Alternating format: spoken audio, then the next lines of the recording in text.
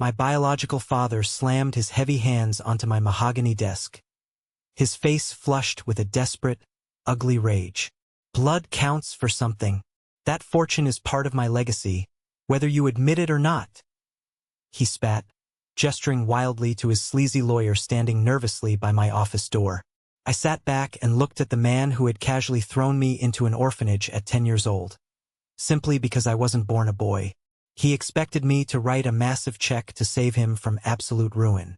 Instead, I slid a single, thin folder across the polished wood. What was inside that folder didn't just destroy his ridiculous demands. It completely erased him from my life forever. Before I tell you exactly how I crushed the man who threw me away, let me know where you're watching from in the comments. I grew up in a pristine, meticulously manicured suburb of Portland, Oregon. It was the kind of neighborhood where the lawns were clipped so short they looked like artificial green carpets, where the driveways were always free of oil stains, and where the houses all matched in a suffocating uniform shade of beige. Outwardly, my family was the absolute picture of the American dream. My father, Nathaniel Ward, was a prominent branch manager at a major commercial bank downtown. He was a man composed entirely of sharp angles and rigid expectations. He wore immaculate, custom-tailored suits, drove a spotless silver sedan, and demanded absolute perfection from everyone who drew breath under his roof. But in his eyes, perfection was strictly and exclusively tied to gender. He measured his worth, and the worth of his entire household, entirely by the sons who would one day carry on his name. My two older brothers, Thomas and Andrew, were the undeniable center of his universe. Thomas, the oldest by 4 years, was the golden boy. He was a massive, broad-shouldered linebacker on the high school varsity football team and the charismatic president of the debate club. I remember one specific Friday night when Thomas got a minor promotion at his summer job at the local hardware store. He had been bumped up from a floor sweeper to a cashier. My father acted as if Thomas had just been elected to the Senate. He bought a premium cut of steak for the whole family, fired up the expensive grill on the patio, and opened a bottle of wine he had been saving for years. He clinked his heavy crystal glass against Thomas's water glass and talked for an hour about the boy's limitless, bright future. Andrew, the middle child, wasn't far behind in my father's esteem. His bedroom shelves visibly sagged under the sheer weight of shiny gold soccer trophies and heavy academic decathlon medals. Their victories, no matter how small, were celebrated at the dinner table with loud, booming laughter, heavy backslapping, and an endless stream of vocal praise. Then there was me, Celine, the only daughter, the mistake. My victories looked different, but I fought for them with a desperate, hollow hunger that chewed at my insides. I brought home report cards lined with flawless, straight A's. I won the district science fair in the 3rd grade. I didn't just pour vinegar into a baking soda volcano like the other kids. I spent 3 weeks building a complex, fully motorized, to-scale model of the solar system using foam spheres, wire, and a small engine I salvaged from a broken toy.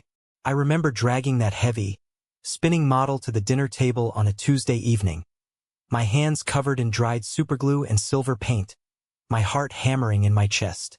I waited for my father to look at me the way he looked at Thomas and Andrew. He barely glanced up from the financial section of his newspaper. "That's nice, Celine," he muttered, taking a slow sip of his black coffee. He didn't even look at the spinning planets. "Make sure you clean up whatever mess you made in the garage. Thomas needs the floor space for his new weightlifting bench." I tried absolutely everything to match my brothers.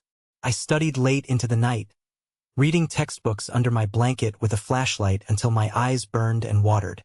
I ran track at school until my lungs felt like they were bleeding, just to bring home a ribbon. I even asked for toy trucks, building blocks, and baseball mitts for Christmas instead of dolls, thinking maybe, just maybe, if I acted more like a boy, my father would finally notice me. The approval never came. My existence was treated like a mild, persistent inconvenience, a background noise he had successfully learned to tune out. My mother, Marjorie, offered zero protection. She was a woman who had entirely erased her own personality to fit the rigid mold of a compliant, submissive wife. She stayed home, kept the massive house completely immaculate, and smoothed over my father's sharp, cruel edges with quiet, forced, terrifyingly vacant smiles. She never raised her voice. She never challenged him. She lived as though her only purpose on this earth was to keep the household running without friction.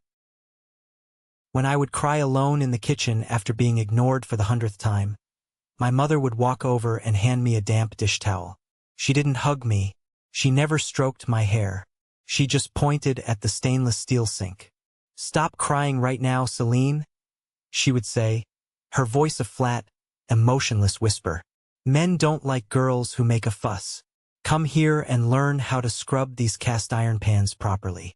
You need to know how to get the grease out. These are skills that will make you valuable one day. Valuable to a husband." She was actively teaching me to be as invisible and submissive as she was. She didn't want me to outshine my brothers because she genuinely, deeply believed my only path in life was to serve someone else. The true turning point, the beginning of my absolute nightmare, happened when I was 9 years old. My mother nervously announced over dinner that she was pregnant again. The atmosphere in the house shifted overnight. My father was ecstatic, slamming his fist on the table in joy, but his happiness was entirely conditional. He declared, with an absolute, terrifying certainty, that the baby would be a boy. He didn't wait for a doctor's confirmation. The very next weekend, he bought 3 gallons of sky blue paint and completely remodeled the spare guest room. He bought a tiny leather baseball glove, a miniature football jersey, and framed posters of vintage sports cars, nailing them to the walls himself. When the ultrasound finally confirmed it was indeed a male, my father threw a massive barbecue in the backyard, inviting all his banking colleagues to celebrate his virility. When my little brother, Daniel, was finally born, the dynamic in the house didn't just change. It shattered into jagged pieces. I remember standing in the doorway of the hospital room, clutching the doorframe. My father was holding the screaming, red-faced infant, tears of actual, genuine joy welling in his eyes, an emotion I had never, ever seen him display in my entire life.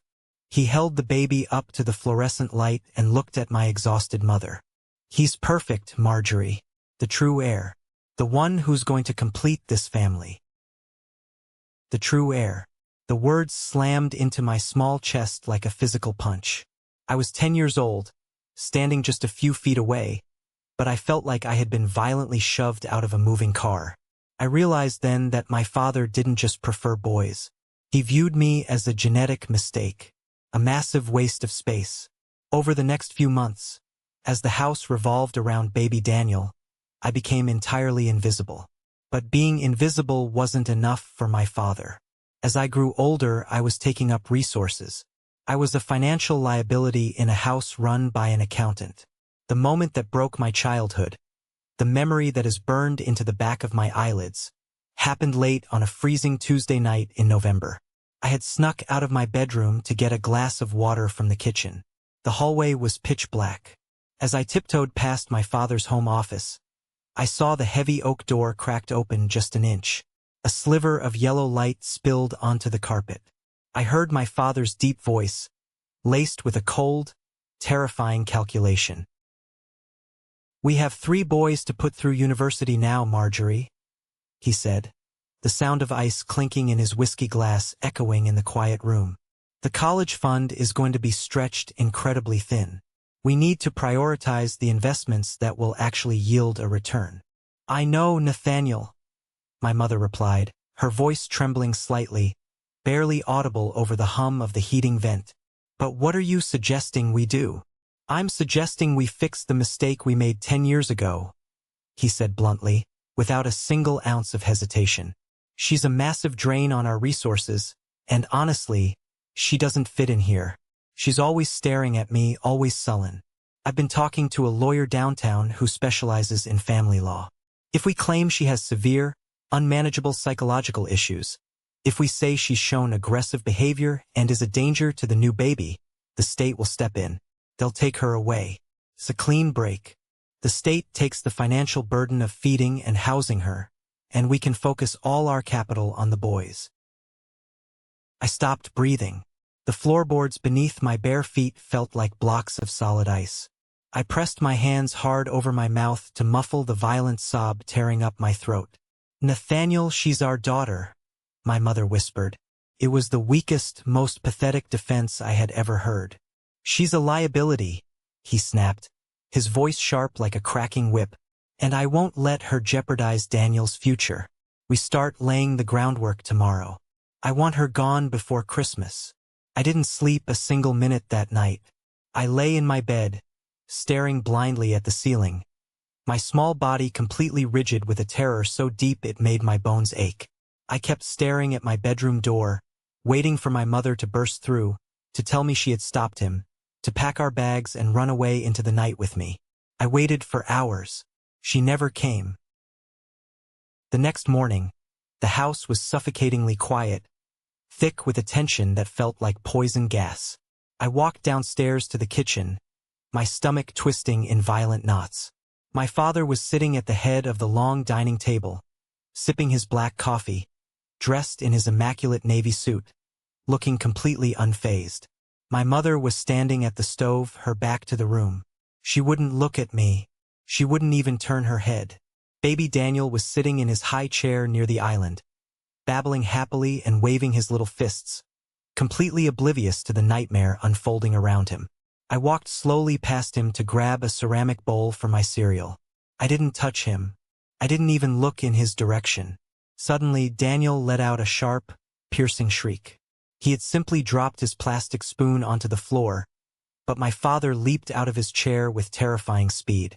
His chair knocked backward, crashing loudly onto the hardwood floor. "What did you do to him?" my father roared, his face twisting into a mask of pure, manufactured, theatrical fury. I froze, the heavy cereal box slipping from my shaking hands and spilling all over the counter. "Nothing. I swear. I didn't touch him. He just dropped his spoon." "Don't lie to me." My father crossed the kitchen in 2 massive strides and grabbed my upper arm. His thick fingers dug into my skin, gripping me tight enough to leave deep purple bruises. He yanked me violently away from the high chair. "I saw you. I saw you pinch him. You're trying to hurt your baby brother because you're jealous." "No. Please, Dad, no." I screamed, tears streaming down my face as I tried to pull my arm away. I looked desperately at my mother. "Mom, tell him. You were standing right there. You saw me. I didn't even touch him." My mother slowly turned around from the stove. Her face was chalk white, her eyes hollow and completely dead. She looked down at the floor tiles, refusing to meet my desperate, pleading gaze. I think I saw her do it, Nathaniel," she lied, her voice shaking but clear enough to seal my fate. "She's been so aggressive lately. I don't feel safe with her around the baby anymore." My heart stopped beating. The betrayal was absolute, complete, and devastating. It was a physical blow to my chest that knocked the wind out of me. My own mother, the woman who gave birth to me, was actively, knowingly participating in a fabricated lie to throw me away, just to maintain her comfortable life and please her tyrant of a husband. "That's it," my father declared, letting go of my arm and pointing toward the stairs. "Go up to your room. Pack your things. 1 suitcase. Only what's essential. You're leaving." "Where am I going?" I sobbed, my knees buckling as I sank to the cold kitchen floor. "Somewhere they know exactly how to deal with disturbed, violent children," he said coldly, adjusting his tie. "You have exactly 1 hour. Don't make me come up there." I pulled myself up and walked up the stairs like a mechanical zombie. My bedroom, with its pale pink walls and white wooden furniture, suddenly felt like a stranger's house. I pulled my small, battered blue suitcase from the back of the closet. My hands were shaking so violently I could barely work the metal zipper. What was essential when your entire life was being deleted? What do you pack when you are being erased? I folded 3 pairs of worn jeans, a few heavy sweaters, and the battered paperback books that had been my only escape from the reality of that house. I tucked my worn, stuffed gray rabbit, the only toy I had ever truly loved, into the corner of the suitcase. Finally, I reached for my nightstand. Sitting there was a framed photograph of our family from 2 Christmases ago, taken before Daniel was born. I stared at the faces trapped behind the glass. My father looking stoic and important. My brothers smiling proudly. My mother looking timid and small. And me standing slightly off to the side, leaning in, trying so desperately hard to look like I belonged in the frame. I shoved the heavy frame into the suitcase, burying it under a sweater, and zipped it shut. The car ride to downtown Portland was completely silent. The sky outside was a heavy, damp gray, mirroring the absolute dread pooling in my stomach. Cold rain streaked down the tinted windows. My father drove with a relaxed, easy grip on the steering wheel, as if he were just running a routine errand to the dry cleaners. My mother sat in the passenger seat, staring straight ahead, completely mute. He pulled the car up to a squat, depressing brick building surrounded by a cracked concrete parking lot.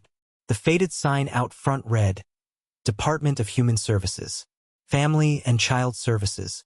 We walked inside. The lobby was a miserable place. It smelled heavily of stale, burnt coffee, wet wool, and industrial pine floor cleaner. A tired-looking woman with a heavy clipboard and thick glasses met us at the front desk.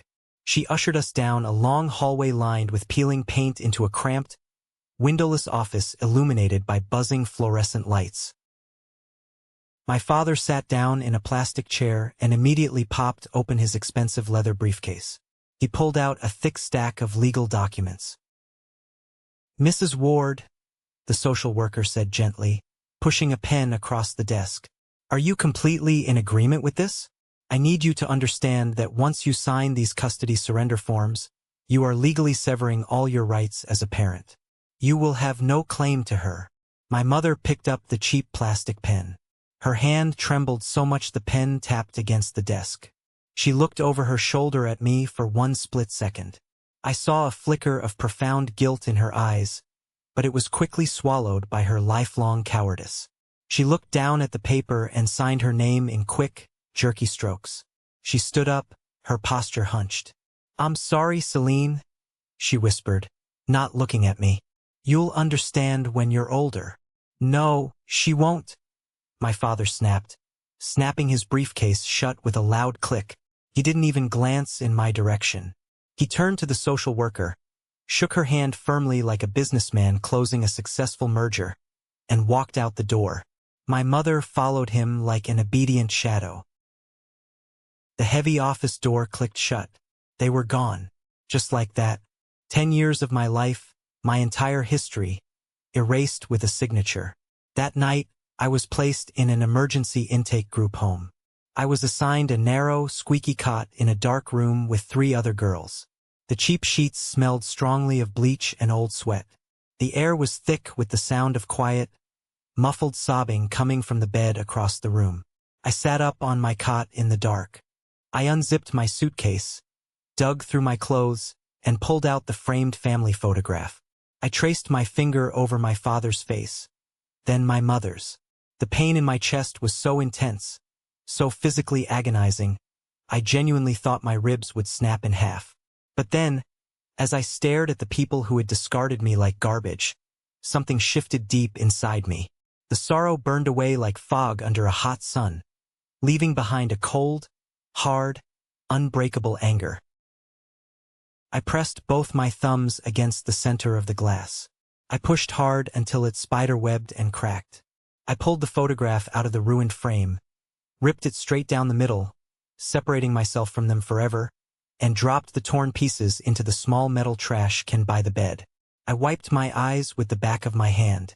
In the absolute silence of that bleach-scented room, I made a blood promise to myself. I would never, ever beg anyone for love again. I would never cry for the people who threw me away. And I would survive this no matter what it took. The emergency group home was just a temporary holding tank, a brief layover before being thrown into the deep, turbulent, unforgiving waters of the American foster care system.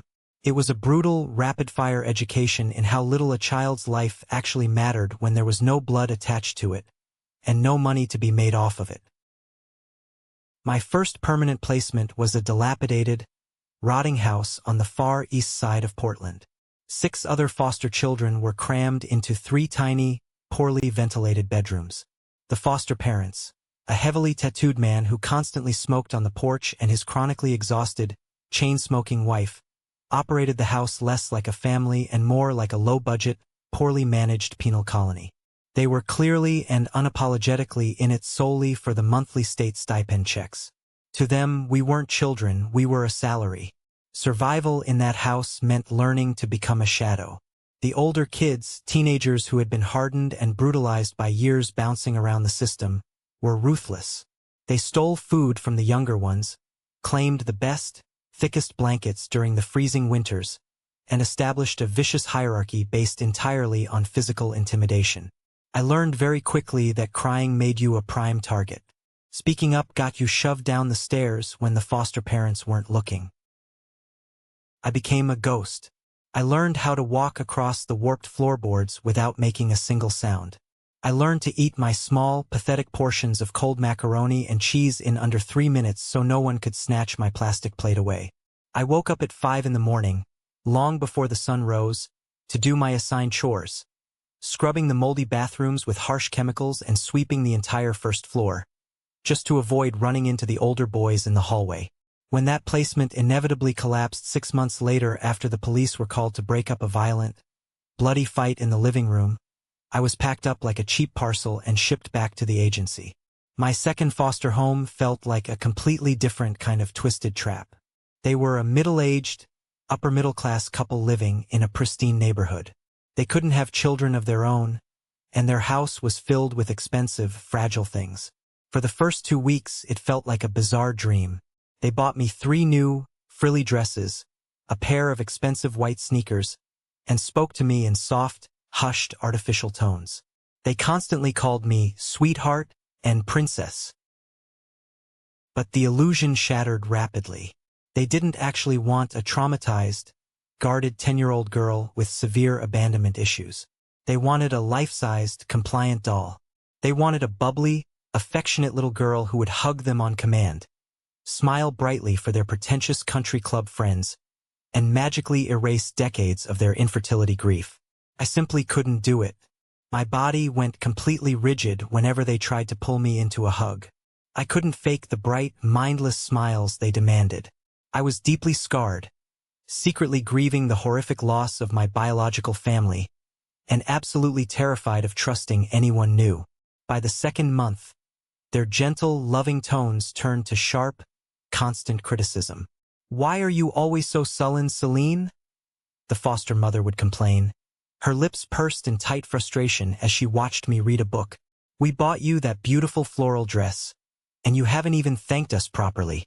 You won't even twirl in it for my sister. You're so ungrateful." They returned me to the agency like a defective, broken appliance. I remember the drive back to the DHS building, sitting in the pristine leather back seat of their expensive SUV, watching the heavy rain hit the window. I felt absolutely nothing. The numbness was my only armor.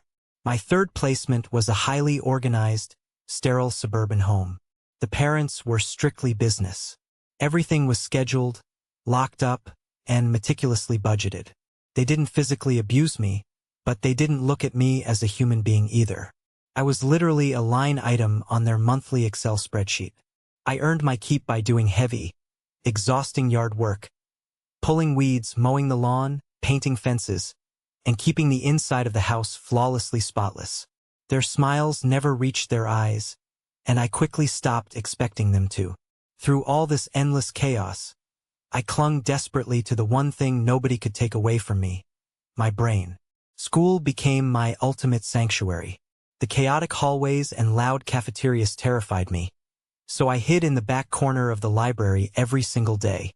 I buried my nose in thick history textbooks. I completed massive extra credit assignments that weren't even required. I maintained a flawless, untouchable straight-A record. My teachers constantly praised me for being a model, studious, quiet student. But they were looking at me all wrong. They saw academic discipline. They didn't see that my absolute silence and my manic obsession with grades was an extreme defense mechanism. I genuinely believed that if I was perfect on paper, the state wouldn't send me to a worse house. I believed my intelligence was the only shield I had left to keep myself from being destroyed. The only person who saw through my flawless, invisible act was my assigned social worker, Elena Torres. Elena was a terrifying force of nature. She was a fiery, sharp-eyed woman who constantly carried a massive, overstuffed clipboard, wore sensible shoes, and drank terrible, bitter agency coffee from a battered thermos. Unlike the dozens of other overworked social workers who just ticked boxes on a form and rushed through their mandatory monthly visits, Elena actually looked directly at me. During one of her visits to my third foster home, we sat across from each other at the sterile, glass dining room table. The foster mother hovered in the kitchen, pretending to wipe down the counters, clearly trying to listen in. Elena reviewed my pristine report card. She didn't smile. She didn't offer fake praise. She just tapped her cheap pen against the paper. "You're brilliant, Celine," she said, her voice low and intense, keeping it quiet enough that the woman in the kitchen couldn't hear a word. "But you're hiding behind these grades. You're building a massive fortress out of A+. You think if you don't make a sound, if you don't take up any space, nobody can hurt you." I kept my eyes glued to the glass table. I didn't say a single word. My jaw was clenched so tight my teeth ached. "You can't live your whole life holding your breath, kiddo," Elena continued softly, leaning in closer. "You're 11 years old. You're supposed to be loud. You're supposed to make messes. You're supposed to make mistakes." She reached into her battered leather tote bag and pulled out a thick manila folder. It looked different from the standard state files. "I have a new file for you," she said.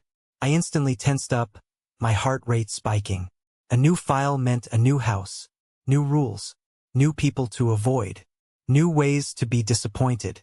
"I'm fine here," I whispered defensively, crossing my arms tight over my chest. "I do my chores. I don't cause trouble. Don't move me." "I know you don't cause trouble," Elena sighed, rubbing the bridge of her nose. "But you're not living here, Celine. You're just surviving. And I found someone who doesn't want a perfect, silent child. He doesn't want a free maid. He just wants a kid who needs a home." She slid the folder across the table until it touched my hands. "His name is James Calder. He's 62 years old. He's a widower. He lives out near the hills. He specifically asked the agency for an older child. Someone the system usually completely gives up on." I stared at the closed folder. 62. A widower. It sounded like an absolute recipe for disaster. Why would an old man living alone want an 11-year-old girl with extreme baggage? What did he expect from me? "I won't call him Dad," I said, my voice hard, cold, and defiant, testing Elena's patience, trying to make her take the folder back. Elena just smiled, a genuine warm smile that reached her eyes. "He doesn't want you to. He just wants to meet you. Come on, Celine. Give me one single afternoon. If you hate it, if you get a bad feeling, I'll bring you right back to this perfectly clean, perfectly miserable house. I promise." I looked at the folder again. Calder. It was just a name on a piece of paper.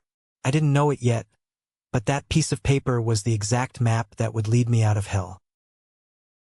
The following Tuesday, I sat rigidly in the passenger seat of Elena's battered, noisy sedan as we wound our way out of the city and up through the lush, rain-soaked, winding roads of the West Hills.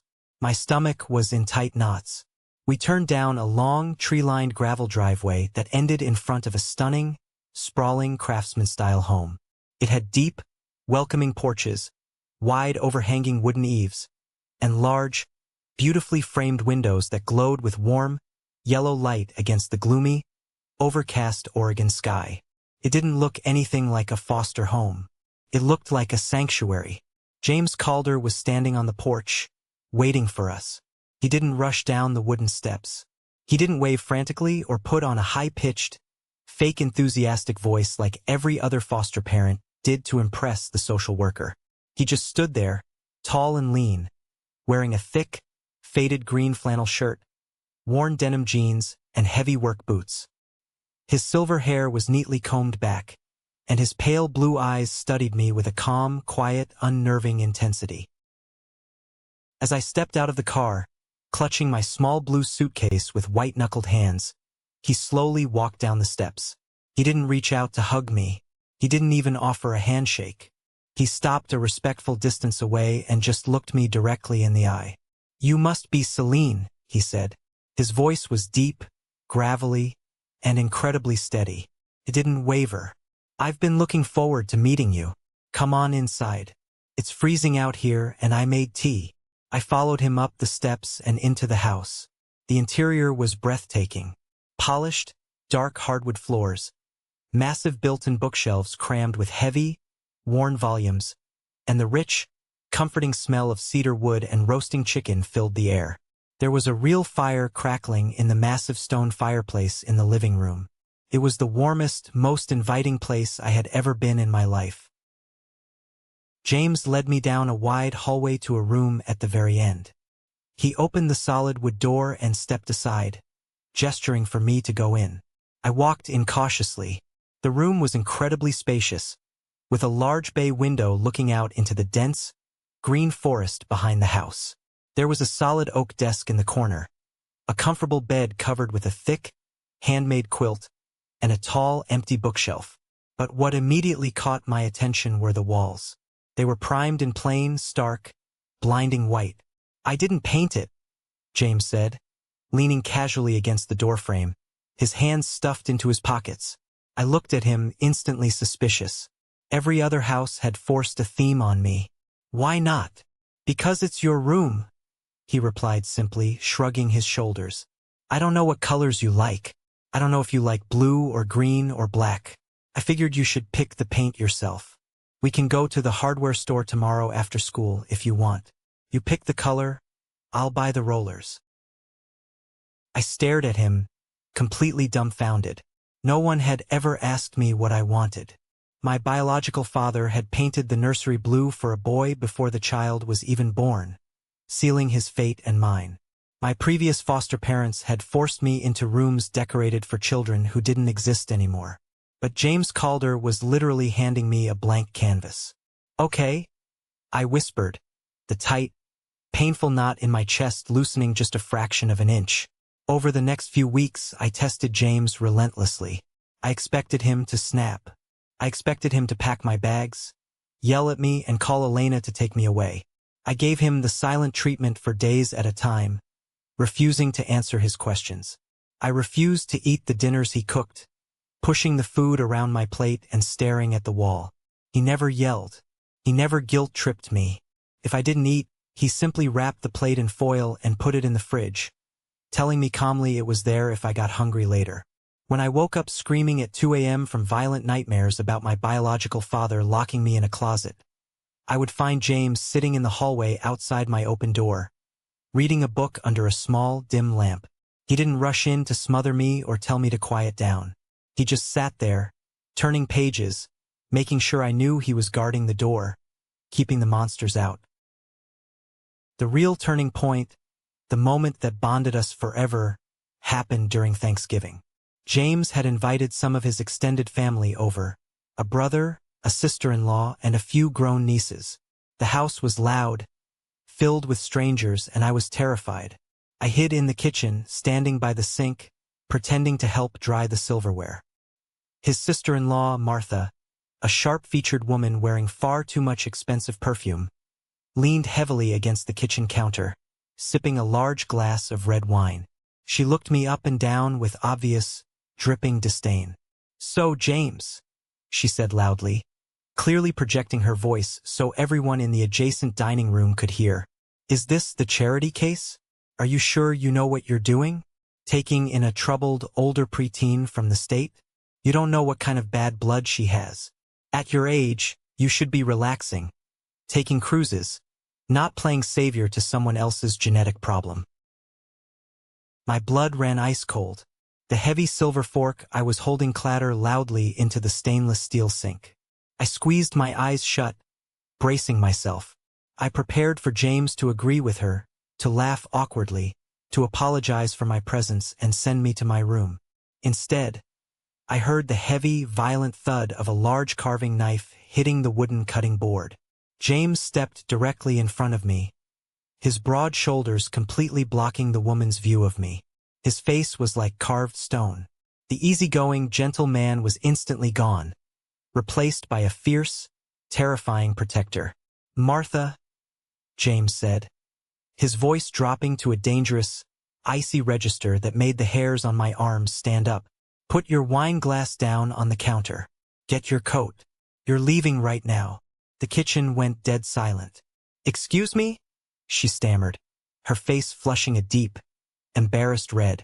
"James, don't be ridiculous. I was just—" "You were disrespecting my daughter in her own home," James interrupted, his tone leaving absolutely zero room for debate or negotiation. "Celine is not a charity case. She is family. And nobody, absolutely nobody, disrespects my family under my roof. Get out." He literally kicked his own blood relatives out on Thanksgiving to protect a foster kid. As the heavy front door slammed shut behind them, James turned to me. He let out a long breath, ran a hand through his silver hair, and offered a small, genuinely apologetic smile. "Sorry about that, kiddo. Martha always was a miserable, bitter woman. Let's eat, shall we?" That night, alone in my room, I cried for the first time in over a year. But I didn't cry from sadness. I cried because, for the first time in my entire life, I felt completely, undeniably, fiercely protected. A year later, at age 12, the adoption was finalized. We stood in the polished, wood-paneled courtroom. The judge smiled, slammed his wooden gavel, and I officially became Celine Calder. I looked up at James, my father. He didn't make a big, theatrical speech. He just placed his large, warm, calloused hand on my shoulder and squeezed gently. It was the most profound, securing anchor I had ever felt. James didn't just give me a last name. He gave me a massive, wide-open future. He noticed that I was constantly sketching in my notebooks, not drawing princesses or animals, but drawing intricate floor plans, houses, and city streets. I was subconsciously trying to design spaces where people couldn't be hurt. Instead of ignoring it, James fed that passion with everything he had. On weekends, he drove me all over Oregon. He took me to the historic Pittock Mansion, spending hours explaining the structural integrity of the grand staircase and the weight distribution of the roof. He took me downtown to the Keller Fountain Park, making me study how the brutalist concrete steps manipulated the flow of water. One afternoon, as we stood looking up at a towering, modern glass skyscraper in downtown Portland, James pointed to the massive steel support beams visible through the lobby windows. "A lot of people think architecture is just about building thick walls to keep the weather out, or building walls to lock people in," he told me, his eyes crinkling against the bright sun. "But that's not true, Celine. Good architecture is about designing spaces that welcome the light. It's about building a foundation so incredibly strong that the people inside feel safe enough to truly live." He looked down at me, his pale blue eyes filled with absolute, unwavering belief. "You have a brilliant mind, kiddo. You're going to build incredible things. I know it." With James standing solidly behind me, the traumatized, invisible, terrified girl vanished.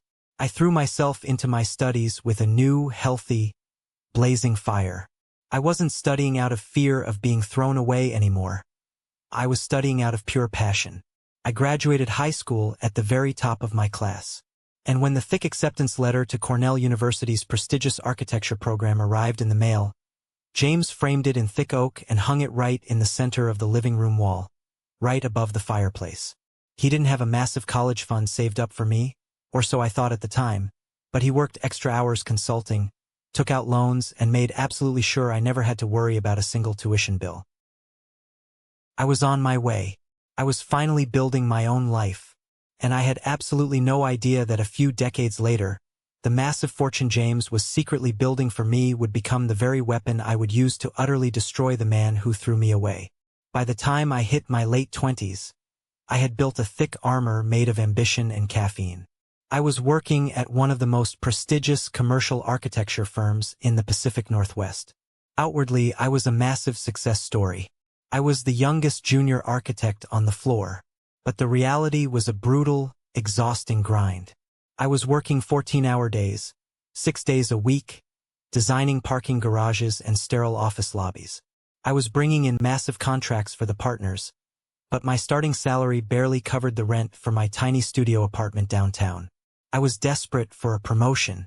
I wanted to build community centers, shelters, places that actually mattered, but I was stuck drafting glass boxes for corporate billionaires.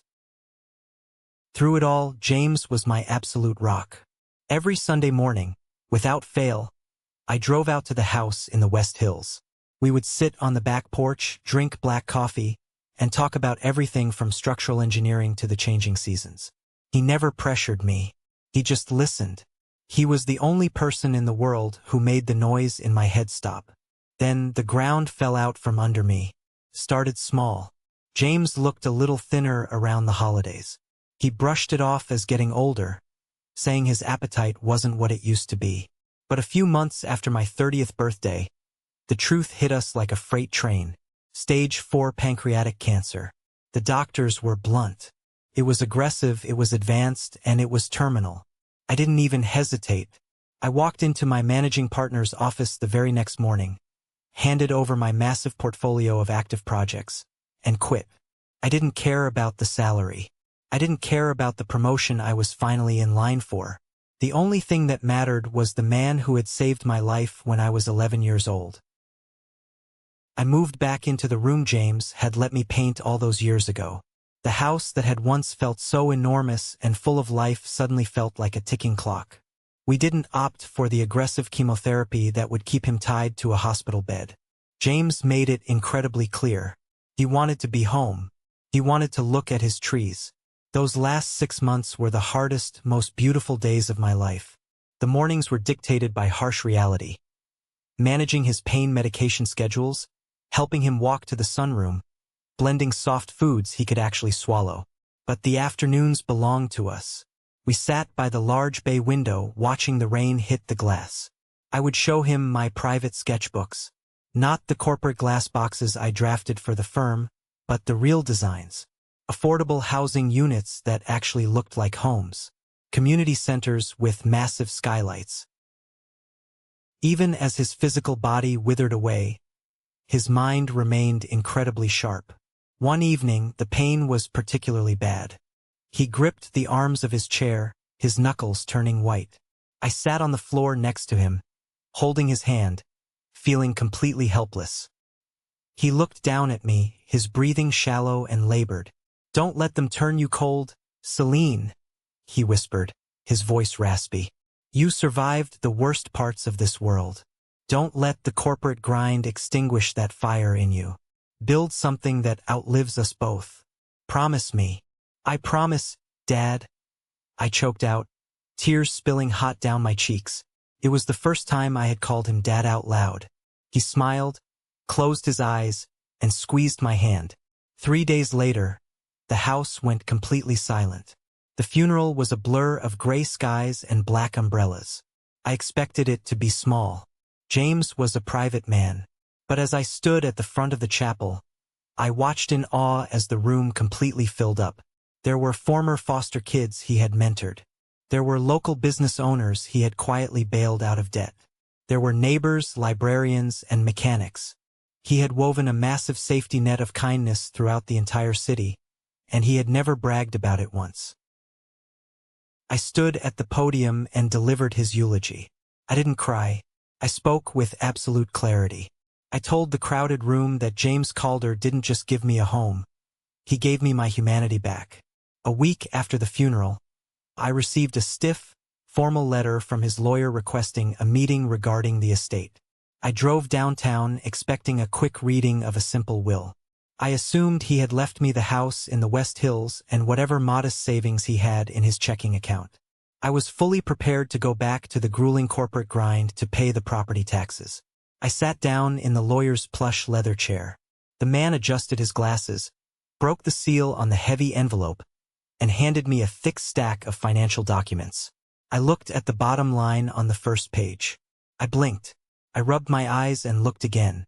The numbers didn't make any sense. James Calder had not been a simple middle-class retiree.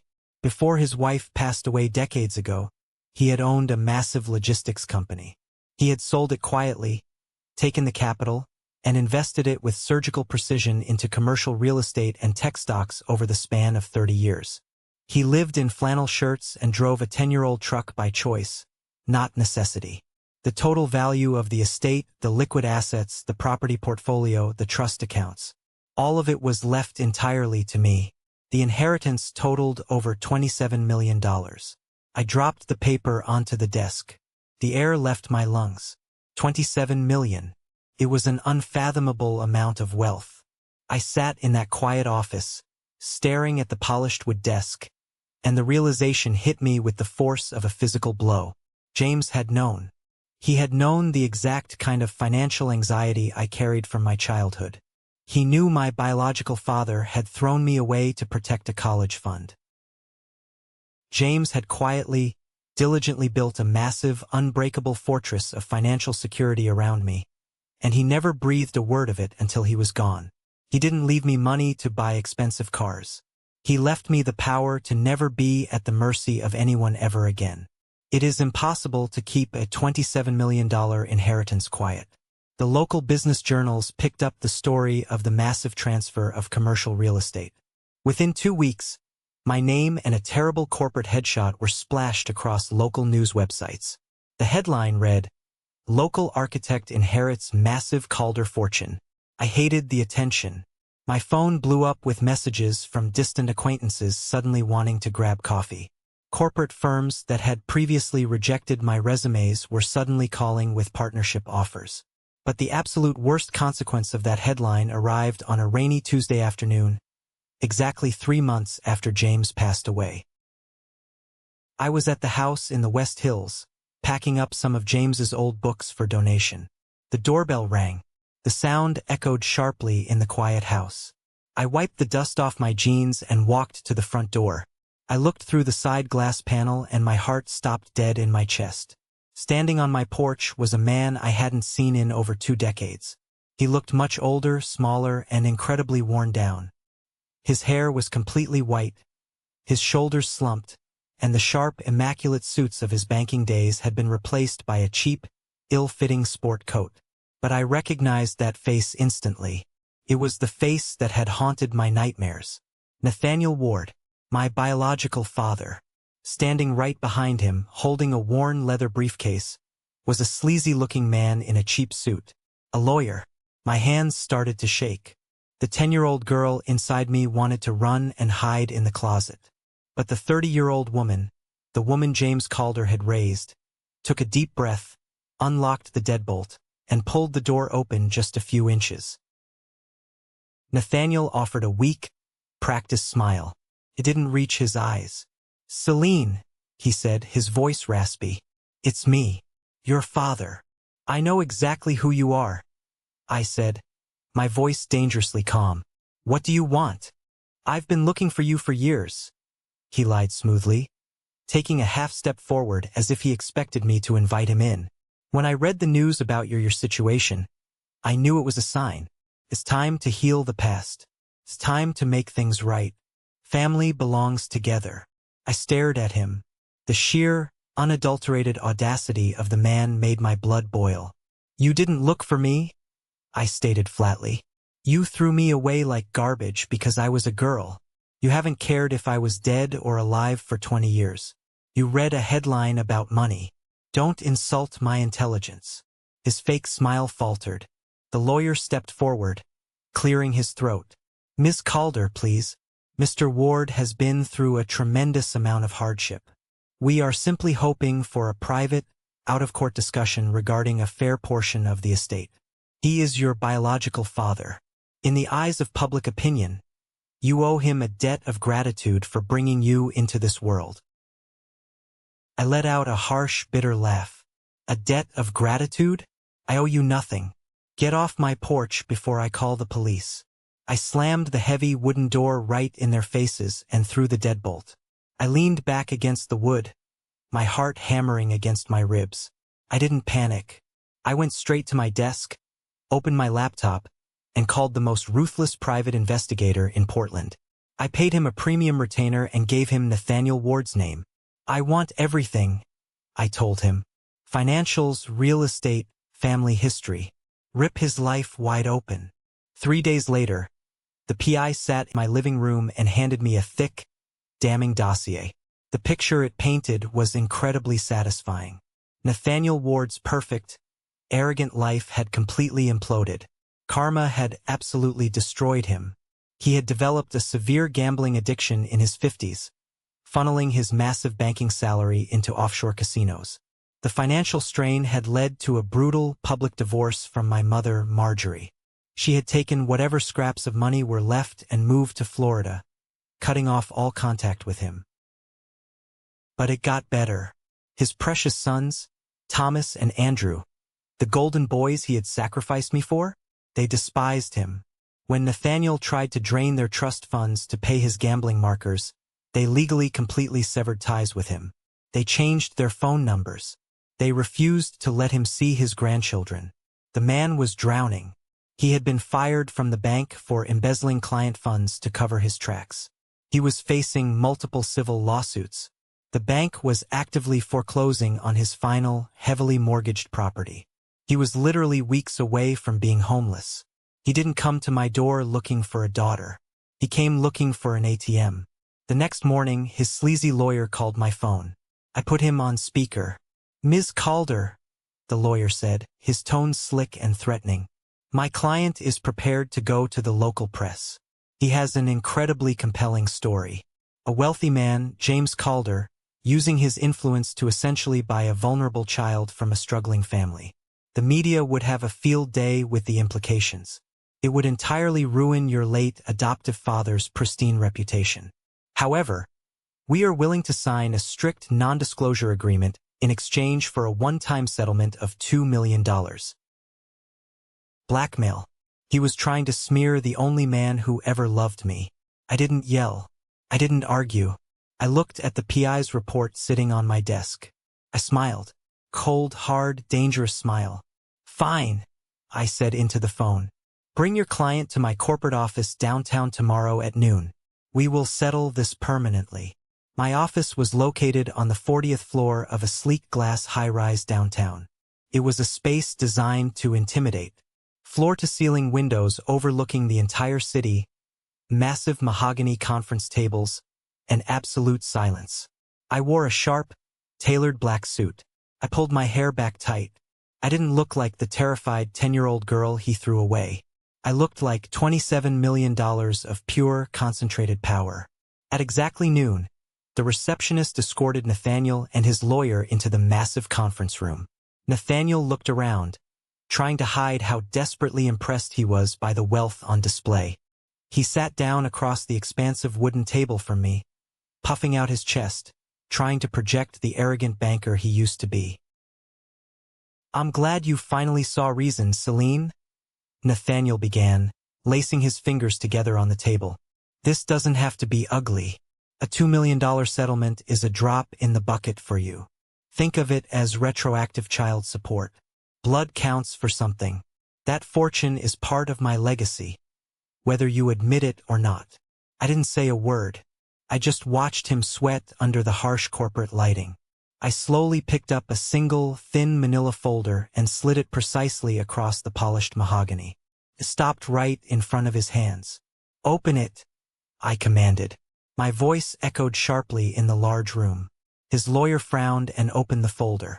The first document was a heavily stamped legal copy of the custody surrender forms he had signed 20 years ago. "You want to go to the press?" I asked, leaning forward, resting my elbows on the table. "Please do, because when you talk to the reporters, I will hand them this. A sworn, notarized legal affidavit where you explicitly claimed I was violently aggressive and a physical danger to your infant son. You fabricated a psychotic diagnosis to legally dump me into the state system without paying a dime of child support. You didn't give me up out of hardship. You threw me away to protect your college fund." Nathaniel's face went completely pale. The arrogant smirk vanished. That was a long time ago. People make mistakes in times of extreme stress. "Keep reading," I instructed coldly. The lawyer flipped the page. It was a detailed, highlighted summary from my private investigator. It listed every single one of his massive gambling debts. It listed his termination for embezzlement. It listed the court documents showing his beloved sons, Thomas and Andrew, had filed restraining orders against him. "You have no family," I stated, my voice slicing through the air like a scalpel. "Your wife left you. The sons you worshipped despise you. You are a complete fraud. And if you ever speak James Calder's name again, I will personally fund the district attorney's investigation into your embezzlement charges. I will bury you in so much legal debt your grandchildren will be paying it off." Nathaniel's hands started to shake violently. He looked at his lawyer, panic flooding his eyes. The lawyer was sweating profusely, realizing he had picked a fight with a billionaire who had the receipts to destroy them both. You can't do this," Nathaniel stammered, his voice cracking. "I'm your father. I'm about to lose my house. The bank is foreclosing on Friday. I'll be out on the street." I leaned back in my leather chair. This was the moment. The exact moment I had waited 20 years for. "I know the bank is foreclosing," I said softly, a dark satisfaction blooming in my chest, "because yesterday afternoon, my investment firm purchased the distressed debt portfolio from your lender." Nathaniel froze. His jaw physically dropped. "What? I bought your debt, Nathaniel?" I said, looking him dead in the eyes. "I own your mortgage. I own your house. I own the roof over your head." The silence in the room was absolute. You could hear a pin drop. He realized he wasn't sitting across from a victim. He was sitting across from his executioner. "You gave me exactly 1 hour to pack my entire life into a tiny blue suitcase," I said, my voice completely devoid of mercy. "You told me to only pack what was essential. I'm going to be far more generous than you ever were. I am giving you exactly 24 hours to vacate my property. If you are not gone by noon tomorrow, the sheriff will physically drag you out onto the curb." "Celine, please," he begged. Actual tears welled up in his eyes. The great, powerful Nathaniel Ward was reduced to a weeping, pathetic shell. "I have nowhere to go. I have no money. Please, I'm begging you. I made a promise to myself the night you left me in that orphanage," I replied, standing up from the table. "I promised I would never beg anyone for love, and I certainly don't respond to beggars. Get out of my building." I turned my back on him and walked out of the conference room. I didn't look back. The security guards escorted them to the elevators. I watched from the glass walls of my office as he stumbled out onto the rainy pavement, completely broken, utterly defeated, and entirely erased from my life. It was the most satisfying breath I had ever taken. 2 weeks after I evicted Nathaniel Ward from his house, an unexpected email landed in my private inbox. The subject line simply read, "It's Jason." Jason, the middle brother, the one who had always stayed quiet, head down, terrified of my father's wrath. The email was long, awkward, and incredibly painful to read. He didn't ask for a single dime. He didn't ask for a loan. He just apologized. He apologized for being a coward when we were kids. He apologized for standing in the kitchen and watching my father drag me out the door. He told me he had finally broken free of the toxic cycle our father created, and he just wanted to know if I was okay. I agreed to meet him at a small, neutral coffee shop downtown. When I walked in, I barely recognized him. He looked tired, but the arrogance of our childhood was gone.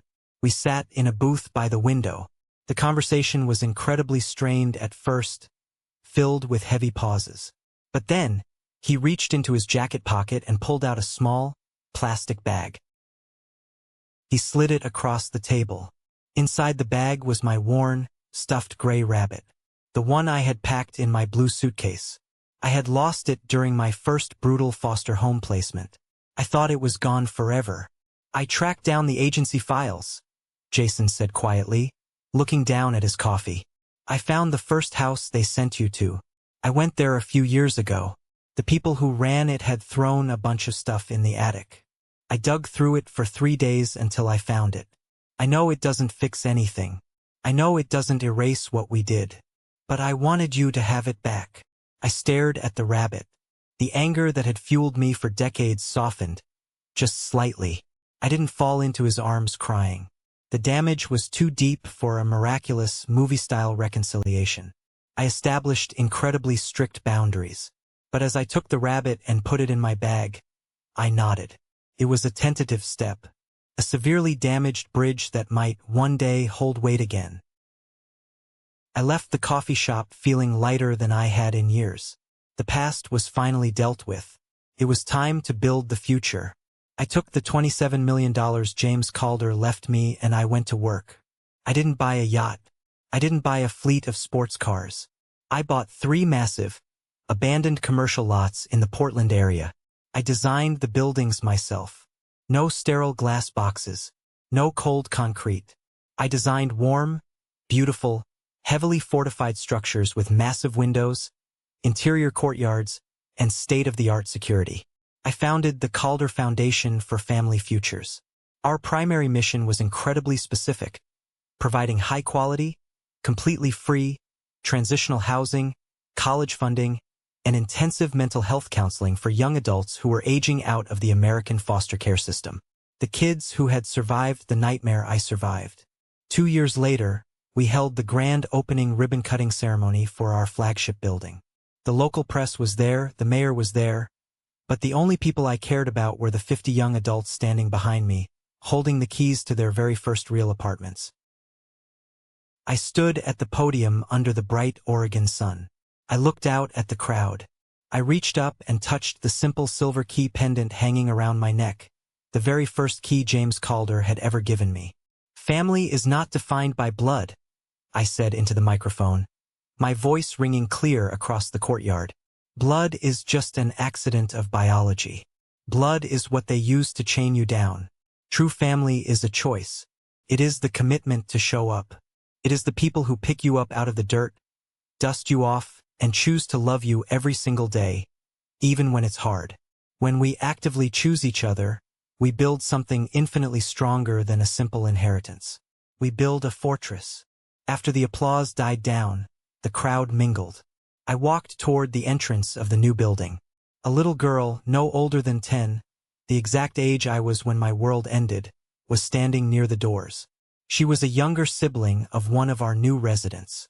She looked terrified, clutching a small, battered backpack. I crouched down to her eye level. I didn't overwhelm her. I just smiled, a real, genuine smile. I held out my hand. She looked at my hand for a long moment. Then, slowly, she reached out and took it. Her grip was tight. I stood up, holding her hand, and together, we walked through the front doors, stepping out of the cold, and walking directly into the light. Thank you for sticking around and listening to my story. It's not easy to dig up those old ghosts, but if it helps even one person realize their worth, it was absolutely worth telling. I hope this resonated with you in some way, whether you've dealt with a toxic family or you're just trying to find your own path in the dark. Have you ever found yourself in a similar situation?